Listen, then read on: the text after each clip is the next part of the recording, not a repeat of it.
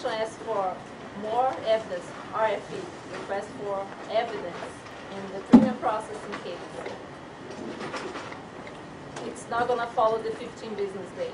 It can delay up to 60 days, but never happen 60 days delay. Like takes more like a month, within a month we have. So the sooner, when we receive a request for more evidence on your case, the sooner you give the information to us, the better for everyone. And something else? Oh, in case of termination, some people, like some projects, they have lack of funding, any problem happens. So by law, we have to send a termination letter to USCIS, and you have to leave the country right away. But we are flexible. I know you guys want to stay, you want to look for another job, so while you're looking for another job, I hold this termination letter. And you have to tell me when you get a new job, a new H-1B approval notice from another employer. You tell me that you got the approval, I send the termination letter for you. Maybe I misunderstood before, like after those dates, like April, October, I mean, are the fixed dates that the H1 starts from? Yeah, but not if you're getting H-1B through an academic institution. Okay. Then your H-1Bs, academic institutions can get as many as they want, whenever they So want. you mean you can You don't have to worry apply about whenever, that. and Yeah. you're gonna get it after the time needed for the processing, blah, blah, blah, but Right. So we don't follow the cap. all right.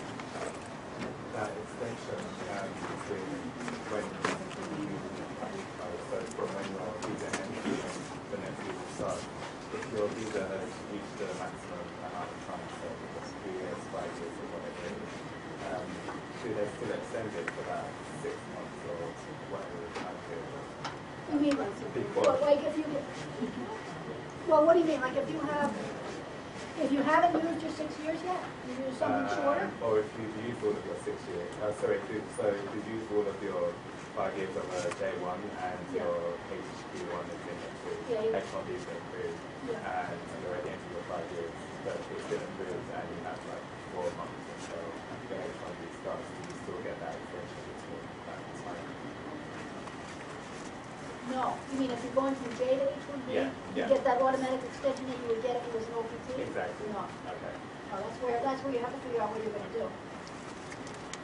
Sometimes the schools, I think, but you're better off asking a student, an international student advisor. I think they can sometimes extend it better, but I'm not, that's the school's thing. Is there any restriction on number of hours when you apply for part-time, like H-1B No. visas, or no? No. You can go down to like 5 hours. Haven't we done it for like 5 hours a per week? week. Yeah. As long as the salary is at or above the prevailing wage. Right. Okay. And they compute it on an hourly rate, so you know, that's okay. It's just they have to pay per hour whatever it is that the Department of Labor thinks is appropriate. Yes. Another question about H1. Going from H1 to green card, if you apply for the green card, can you step out of the country when your application is in process? Yeah, because that H-1B is dual intent. So, So do you need to apply again when you apply for the green card for an H1B extension? well, that's a difficult question. So let's assume that I know what it's you're talking expiring in about, 6 yeah. months' time, and you want to apply for the green card, so you go ahead with the green card, but you don't get your approval in time, so you need to continue with the H1B. So it doesn't happen automatically every year. Well, right, if I understand the question, right, you apply for the green card. Right. When you do this, if there's not a backlog, you're able to file, there's no retrogression, so you don't have a big long wait. When you file for the green card, you file an application for I-485, and that gives you work authorization. So now, but you still are eligible to get this extension of H-1B time. So the question is, do you bother? So there's fees involved in it. So from an attorney's point of view, I always say yes, because if for some reason you're denied, then you have the H-1B to fall back on. So is that what the question is? I'm not sure if I understand Well, the question. that sort of answers the question. The next thing would be, are you now obligated with the employer that you have applied when? Okay, now that's a tricky question. How it works, and I would need to have the regulations right in front of me, so I'm talking from memory, but you can send me an email.